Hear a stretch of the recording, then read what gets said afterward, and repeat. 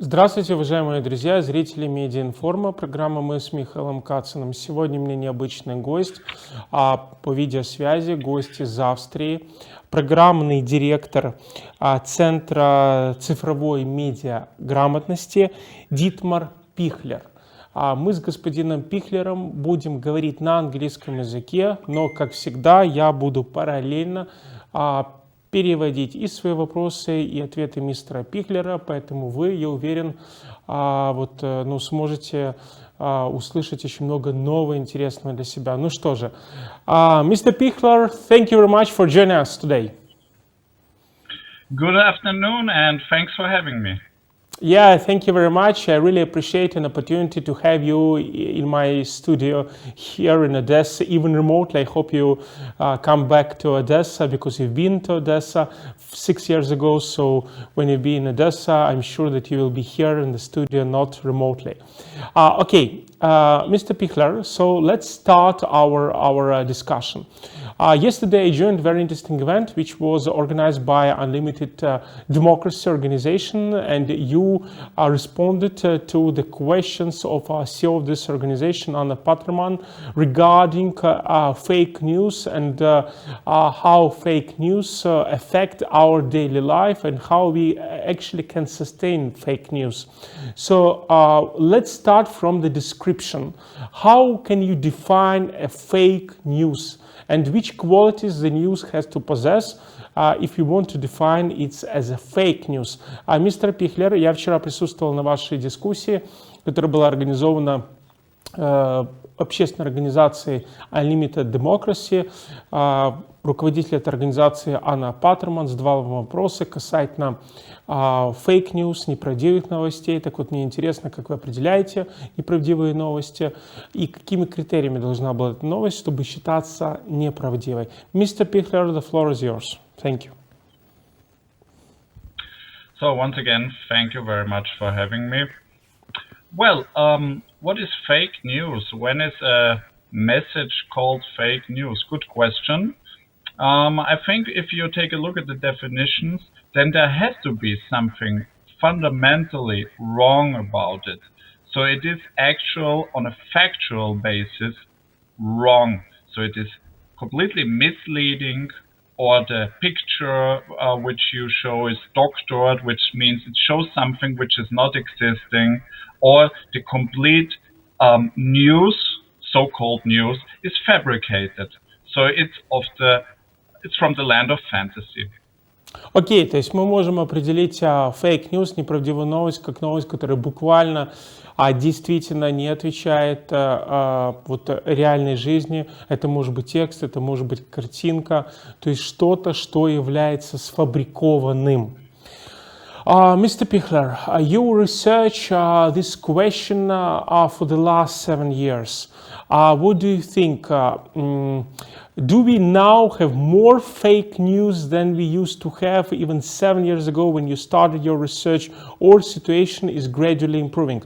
Мистер Піхлер, вы занимаетесь вопросами диагностирования неправдивых новостей последние 7 лет. Как вы считаете, за последние 7 лет ситуация улучшилась, она стабилизировалась, либо наоборот она ухудшилась с количеством так называемых неправдивых новостей в информационном пространстве? Please, Mr. Піхлер. Your question has two sides, and I want to deliver two different answers. The first answer is, are we better than we have been 7 years before? Yes, we are. We are maybe not good enough, maybe sometimes only slightly better, but if we talk about our institutions on the European level, no matter if it's the European Union or if it's Ukraine, if we are talking about the journalists, even about society, we are better. We are not good enough, but we are better. But if you ask me about the amount of fake news, about the scale of the problem, then it's much worse. Then it's actually much worse. Итак, если отвечая на ваш вопрос, можно сказать следующее, да, разбить его на две составляющие. Вот первая составляющая, да, безусловно, мы все стали лучше, как участники медиарынка, как люди, которые работают с информацией, институции стали лучше работать, европейские институции стали лучше работать. Но, с другой стороны, если мы говорим о количестве неправдивых новостей, оно по-прежнему возрастает. Mr. Піхлер, is here, do you find here a contradiction, I mean referring to your words? So, from one point you say that the situation has been improved, the quality of journalism has been improved, but from other hand you say that the number of fake news has increased during the last 7 years. Do you see here a contradiction, Mr. Піхлер? Вы говорите, что с одной стороны качество журналистики увеличится, с другой стороны количество фейковых новостей увеличится. Не видите ли здесь определенное противоречие в своих же словах?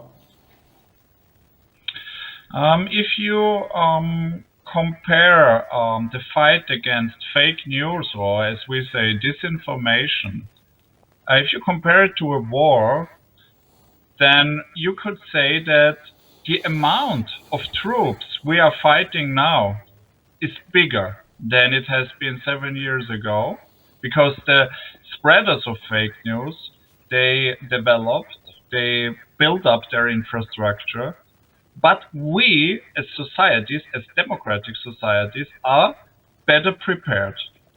But the impact of all the ways fake news can impact our societies is much bigger, even bigger than it was 7 years ago.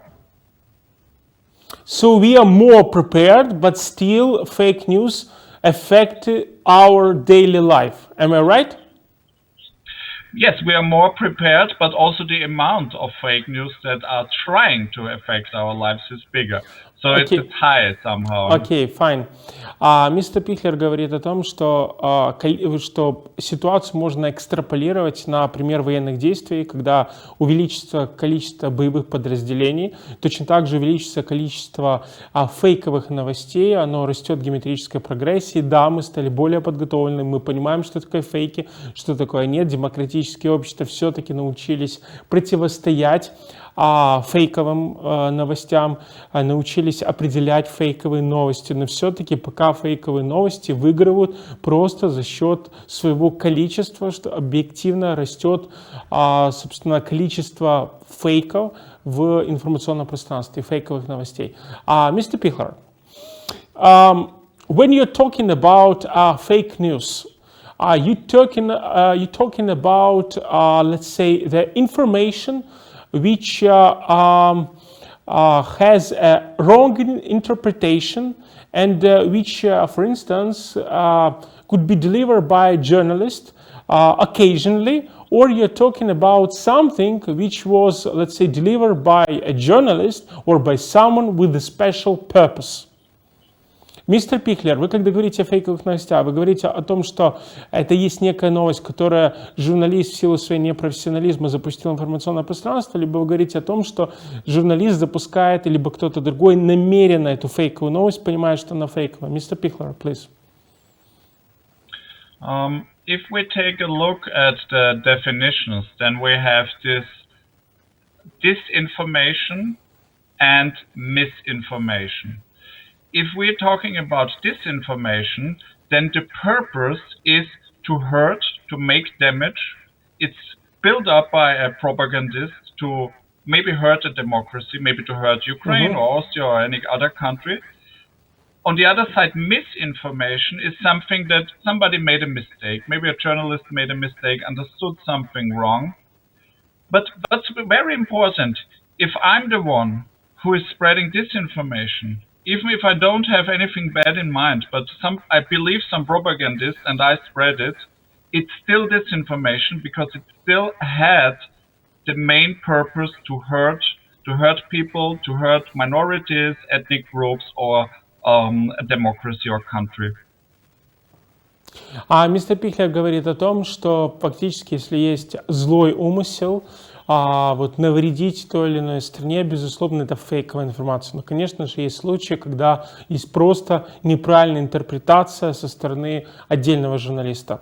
Mr. Піхлер, when you are researching, let's say, national resistance of the fake news, yeah, how states respond to the fake news, and you look on the map of European Union, which country, from your perspective, has better resistance to the fake news than others? Мистер Піхлер, когда мы говорим о противопоставлении фейковым новостям и берем карту Европейского Союза, какая страна более эффективна в противодействии, какая страна Европейского Союза более эффективна в противодействии фейковым новостям? I remember that in France they have a special unit now for fighting fake news, for a special anti-disinformation unit.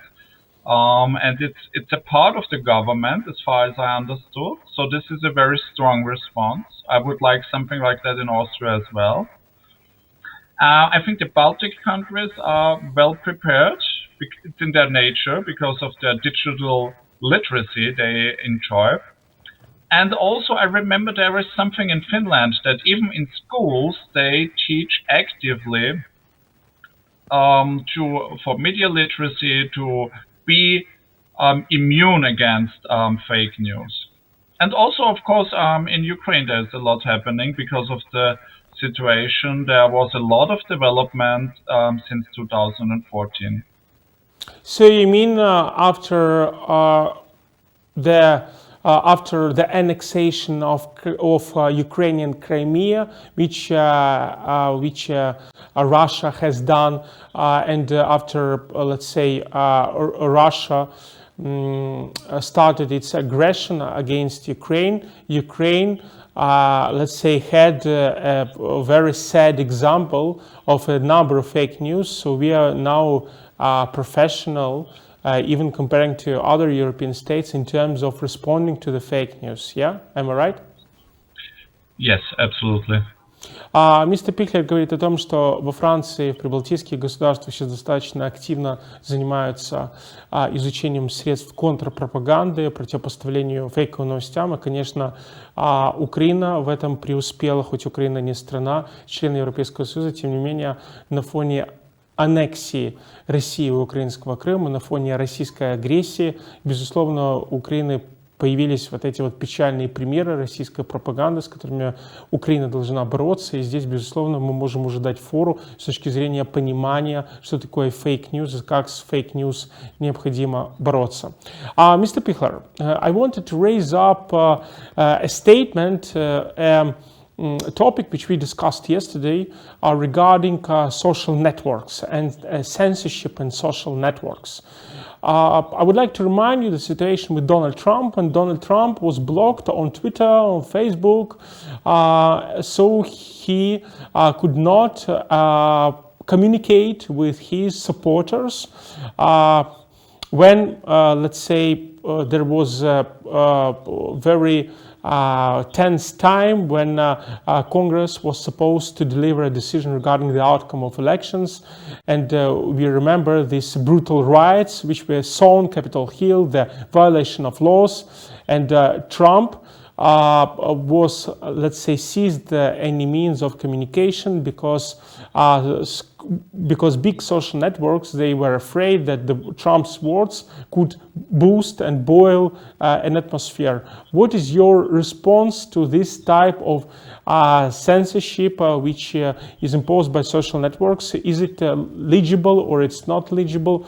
Is it possible in democratic society to give for social networks an opportunity to block the acting president from the public if there is a danger for society?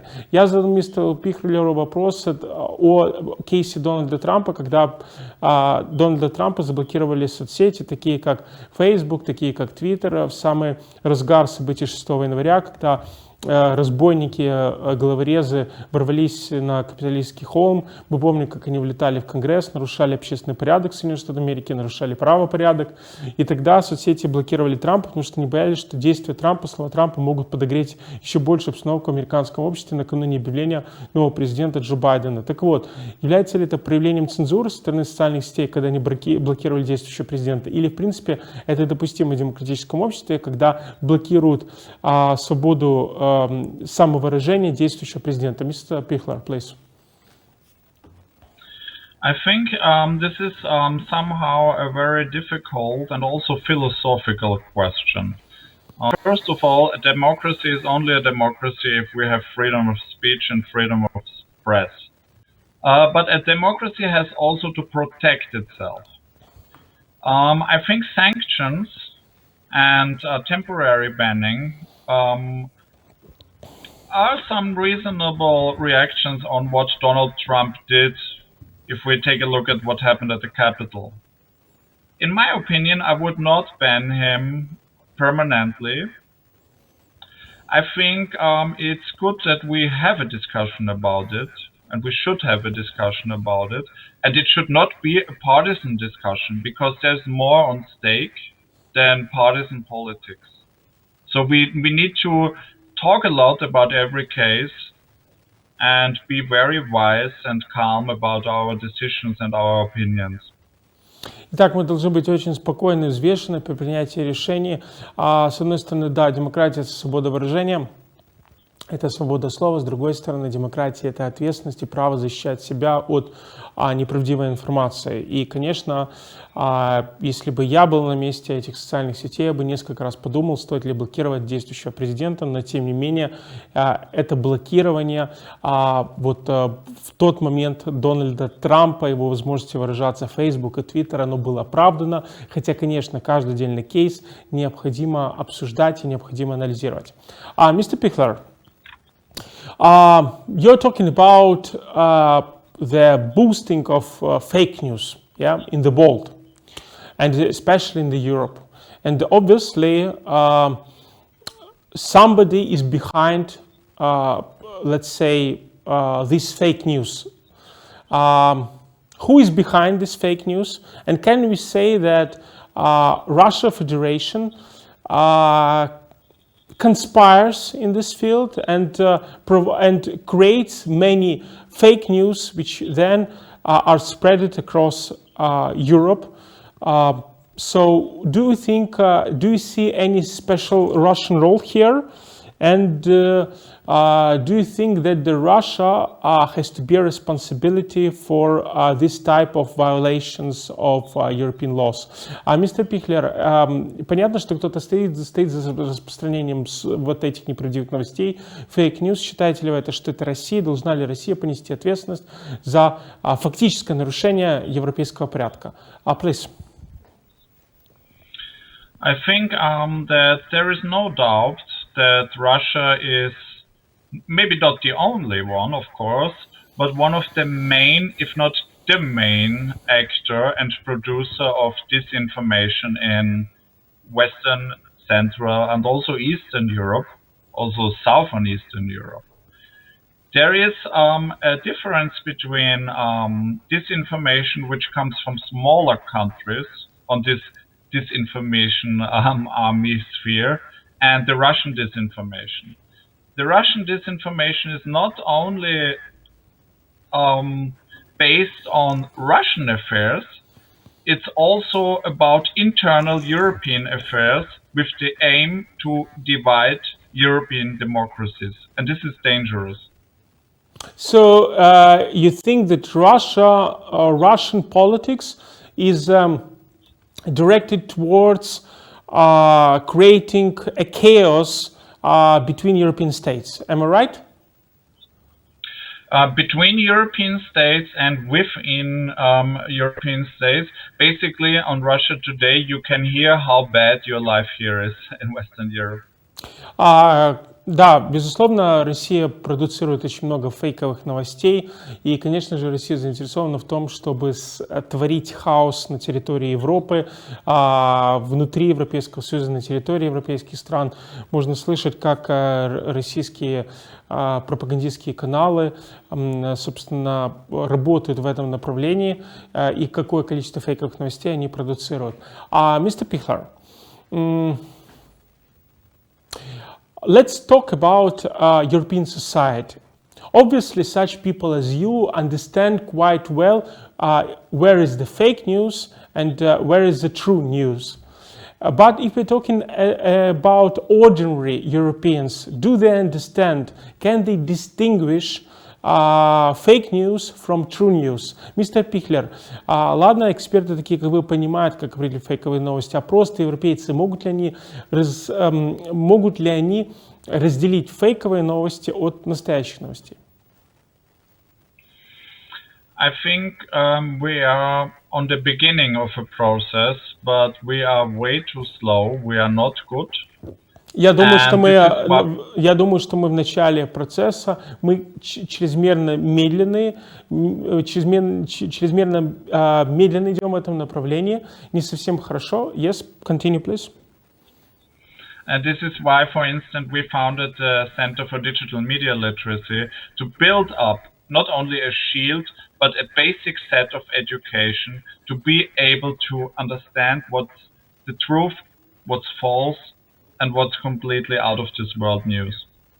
И вот для этого мы как раз создали вот этот центр медиаграмотности, для того, чтобы понимать, что является фейком, что является правдой, и помогать обществу, собственно, осознавать и уметь разделять фейк от правды. And we are not alone. And we are not alone. We rely on fact checkers all over the world because they do the actual field work.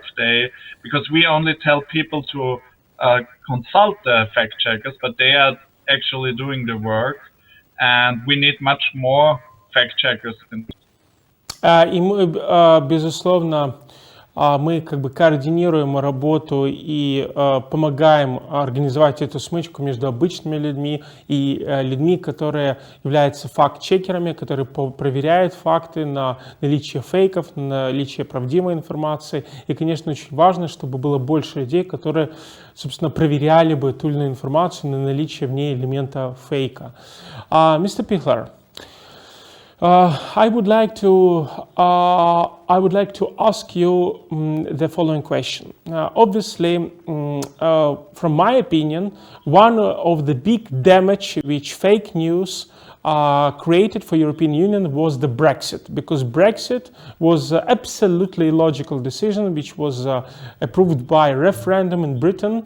Again, people were conspired by many fake news regarding European Union, and Britain actually left European Union because people, British people were brainwashed by this fake news. Do you think that actually fake news which are distributed around European Union is directed towards the increase of support of Eurosceptics parties and create, let's say, another examples like Britain of the states which later would like to leave European Union?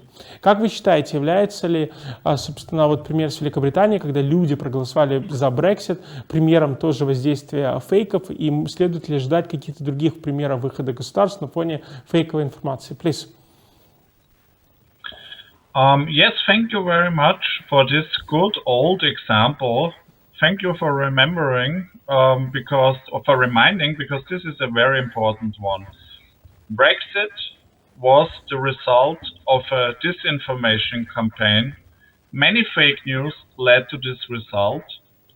It was mostly the far right, but it was also the far left, because there were Eurosceptics too with Corbyn, and they all worked together in the fake news environment. They did not counter the fake news because they thought if they counter this messages, then they would harm themselves. And this is the very dangerous situation we had in Britain that led to Brexit.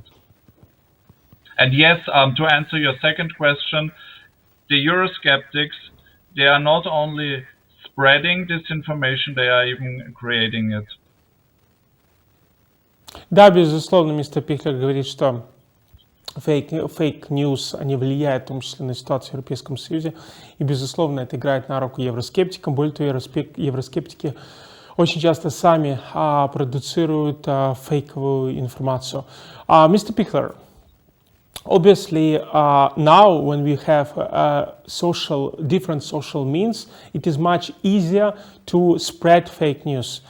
Because before, still, yes, we could see even, let's say, 2 decades ago, how some newspapers, they spread the false information. At least they could rescue their reputation and they could lost readers. Now we see as, for instance, it's very easy to create, let's say, a group on some social network and spread through advertising some false, fake information or through some other means, because again, this is an anonymous situation and nobody rescues reputation. Do you think that the social networks also have to work on improving the situation and fighting this fake false information? Because what I see now that social networks, they only think about ethics, that's so-called the new ethics. So you can't violate ethics, you can't violate or harm other person on social networks. But when we are talking about fake news, social networks really put a blind eye on this. Итак, мистер Пихлер, если мы говорим о роли социальных сетей, очевидно, что если раньше фейк-ньюс не распространялись через медийные издания, через газеты, которые тем не менее как бы рисковали свою репутацию, то сейчас в Фейсбуке, в других каких-то социальных сетях мы можем видеть, как анонимно могут распространяться какая-то неправдивая информация. Вот как вот с этим, собственно, бороться? Должны ли социальные сети взять на себя эту важную роль по, скажем, ограничению фейковой информации? Please. You said something very important. You were talking about spreading. I mean, if I create a kind of fake news, then I have to spread it afterwards.